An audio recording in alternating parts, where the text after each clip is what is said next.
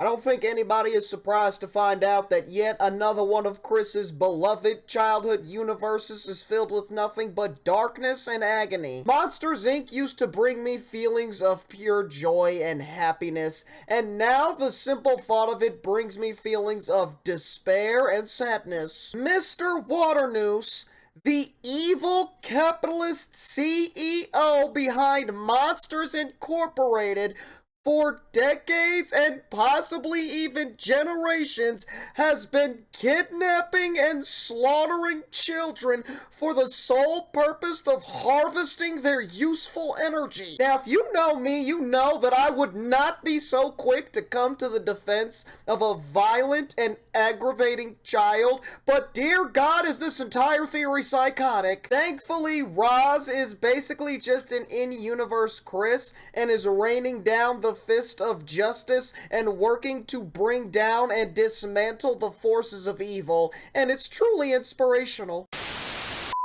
Why Monsters, Inc. might just be the freakiest Pixar film ever. You mean besides the kidnappings and the slaughter? It is heavily recommended that you watch the first two theories. It is heavily recommended that you don't watch the first two theories if you would like to maintain the current integrity of your childhood happiness. Waternoose is a psychopathic child kidnapper who inherited his grandfather's company, which harvested energy from youthful human children. Roz was one of the company's... I want you to listen to that sentence one more time. That is a real sentence that has been uttered by a human being. Waternoose is a psychopathic child kidnapper who inherited his grandfather's company, which harvested energy from youthful human children.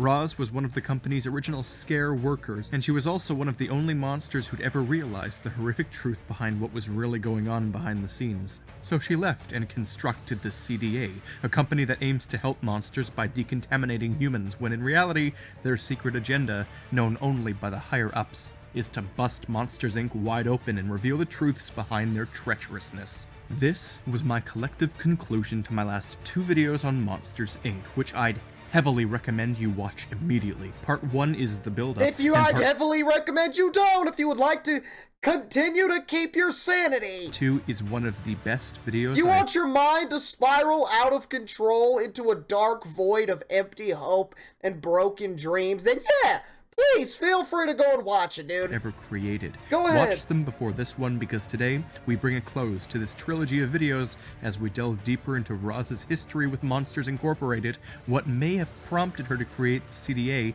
and what exactly the Waternoose family has been doing for all of those villainous decades. You guys know the drill. Go over to Theorizer, give him a big old juicy spanking on his like and sub.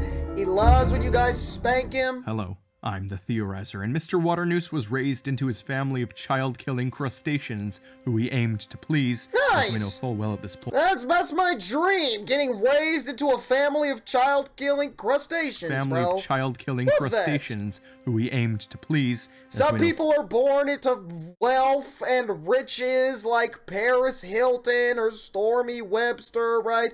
Some families are born into poverty, but some families are born into child-killing crustacean rings, dude. Full well at this point. Harvesting youthful energy. And Roz dedicated her life after scaring to exposing the horrors of this incorporation. As I questioned last video, what exactly would prompt a monster like Mr. Waternoose's grandpa to start up this business, or rather, what would prompt him to somehow create a door portal to a world of humans? Over time, it seems, Monsters Incorporated managed to get the entire world map of the humans, and they've also managed to snap incredibly suspicious pictures of many of the kids. As I said, they managed to harvest all of the details on the human children, but how did they get the info? Their names. As I pointed out last time, and many commenters agreed with me, these pictures look as if they were taken in the monster world, especially what with the industrial flooring scene behind the child, like the floor in Monsters, Inc. And what is the child staring at? Basically, this photo was taken My God, he's hypnotized them!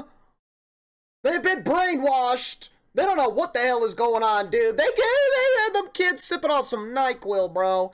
The one that tastes like death.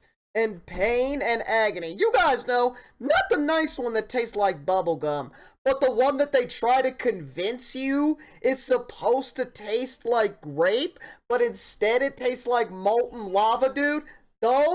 That's what they're using to brainwash these kids. And what is the child staring at? Basically, this photo was taken very hastily by a monster, but it's implied that they have photos like this for every child, and none of the scare workers question it? What's going on here? Well, clearly... Do they have one of me? I really hope they got my good side, dude. The kids have been kidnapped and questioned on their information. This is incredibly frightening. It also, in fact, means that Waternoose has kidnapped adults in the past, explaining how he gained all of the information that he did on the human world. And Waternoose is efficient at kidnapping and keeping it under wraps. He's even taught Randall his methods. Boo isn't the first child. The Waternoose family has been doing this constantly every day for decades. Seriously, it's very freaky. The sheer level of information they have regarding the human world, and more specifically, the individual children themselves, is horrifying. So of course I do in fact believe that they've gotten thousands of kids kidnapped, killed, tested on, which makes sense because of just how deeply humans fear the monsters. I mean, what kind of crazy myths do you think the humans are sharing around after losing their children to monsters in the night? Yeah, man, could you imagine if humans were spreading around rumors that monsters were from another dimension were kidnapping and slaughtering children for the sole purpose of harvesting their youthful energy for their own capitalist propaganda and spreading their own agenda? Could you imagine? That would just be pure blasphemy, am I right? Freaky. But Roz clearly is the key in this big lock, as she was the one who aimed to shut down the operation. It's my theory that she encountered some high-ranking monsters in the middle of some of their horrific testing, and she quit to put an end to it. Clearly she didn't know it was Waternoose specifically who was running it, because later in the film she claims she had no idea this treachery was all the way up at the CEO level. But it's certain that she did see some of Waternoose's henchmen doing evil stuff, and this all makes excellent sense. She returned as an administrator to stop the bad guys, but learned in the end the truth of the CEO. Dude, shut out Roz! Instead of Roz being a witness to a crime and snitching on the gang, she decided to switch up and become a vigilante. An undercover secret agent like James Bond trying to uncover the inner workings of the evil people, dude. And taking down the propaganda herself. Dude, shut up Roz, bro. Instead of snitching... But let's talk about her job She took matters into her own hands. Administration for a moment. Before even coming back to the company, she already knew exactly which scare floor she would be working on. She knew right where to go to find the kidnappers. Perhaps there had been some misplaced files due to the kidnappings, which stuck out like a beacon in her analysis. Clearly then, her very specific job, administration, was all to see specifically which files were abnormal in order to catch the culprits, by selecting the very specific job. Dude, Roz with the 400 IQ play, bro. Look at Roz, dude. See, I knew I connected with Roz on a spiritual level. You know what I'm saying? In more ways than one. We're both genius. Very bright and analytical. We're both very, very attractive. Smooth, buttery, golden skin. You know what I'm saying? Were abnormal in order to catch the culprits, by selecting the Definitely very specific charming job where she became a hub of information. As I said last video, that's why she shows such suspicion and hatred towards Mike and Sully, claiming she's watching them closely, because of Mike's sarcasm and failing to hand in the papers.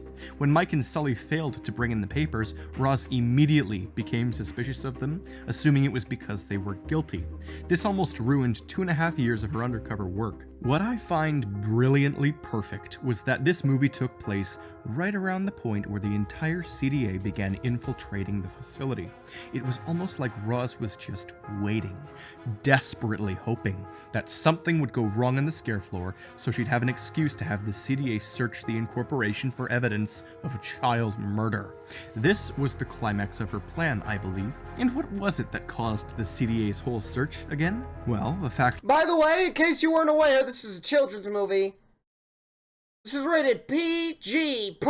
Parental guidance is recommended for the viewing of this movie. Now, I can definitely see why. I could definitely see why you would definitely want some type of parental guidance, dude. I definitely would want a parent next to me here to protect me from these forces of darkness, dude. That Boo was let out into Monstropolis. And what caused this? Boo escaping her door due to Sully while Randall was busy. Someone like Roz is going to be monitoring this floor 24/7, and I highly doubt she'd miss something as big as this. Randall, being a little idiot, for some reason left Boo's door unattended while he was out getting the capture equipment. This is odd, because Randall isn't usually this stupid. However, my point is, he was away for quite some time, even before Sully got there. This could easily provide an open opportunity for Roz to intervene. Boo somehow constantly teleports around, but her first quote-unquote teleportation was the most abnormal. Dude, if this gets to some, I swear to God, dude, this is a theorizer. This is a theory by the psycho mad scientist himself, dude. You start talking about teleportation, I swear to God, if this spirals to a point where Boo is an almighty, interdimensional, godlike being with the power of teleportation and divine powers beyond that of human comprehension from a plane of existence that we never even knew of until this very moment, dude, I swear to God, I'm losing my mind, dude. But her first quote-unquote teleportation was the most abnormal and unbelievable, as it literally involved sneaking through the open door that Sully was completely covering. So, I believe that Roz's spies had a hand in letting Boo out, while Randall was otherwise distracted. I also think it was more of Roz's CDA workers out of costume that caused Randall this distraction, almost like a whole entire staged busting of the bad guy, but Sullivan got in the way.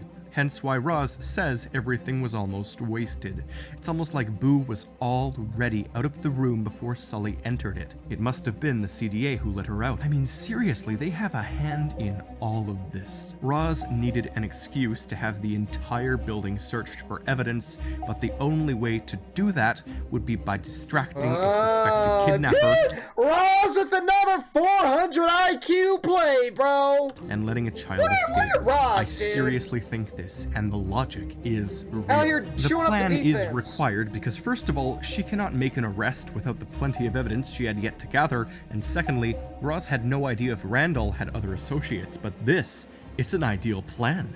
It works to find everything and bust it all wide open.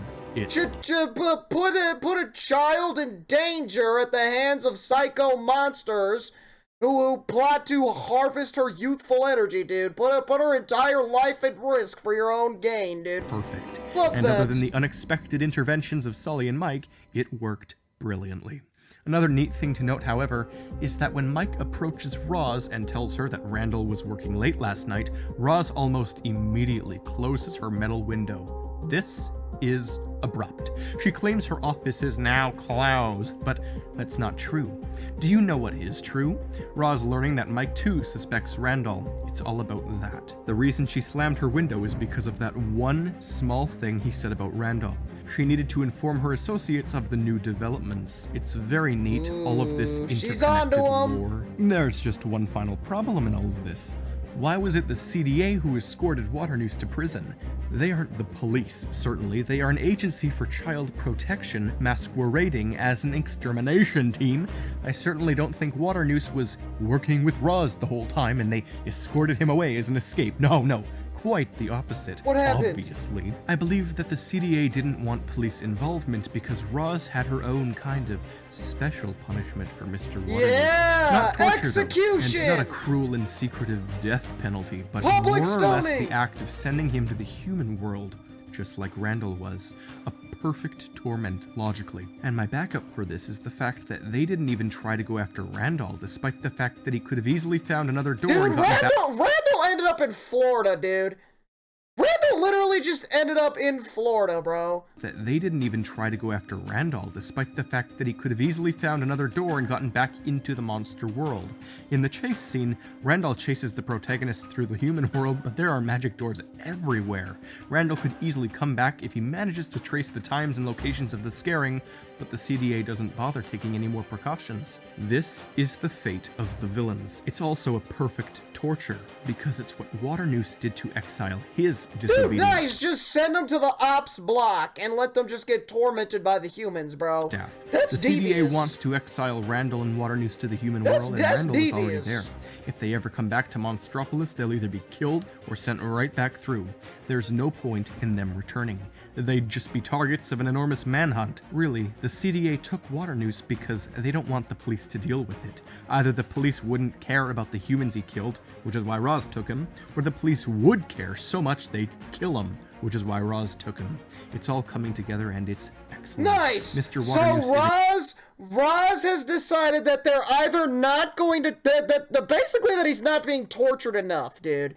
That the police wouldn't care enough to do anything, and therefore he's not being tortured enough, or that they would care so much that they would just end up executing him, and therefore would not succumb to any form of torture or pain or agony, dude. So Roz really just wanted to make this dude Waternoose absolutely suffer, bro. a brilliantly flawed individual. Roz is the perfect savior, and I love Monsters, Inc. Until next time, I'm the Theorizer.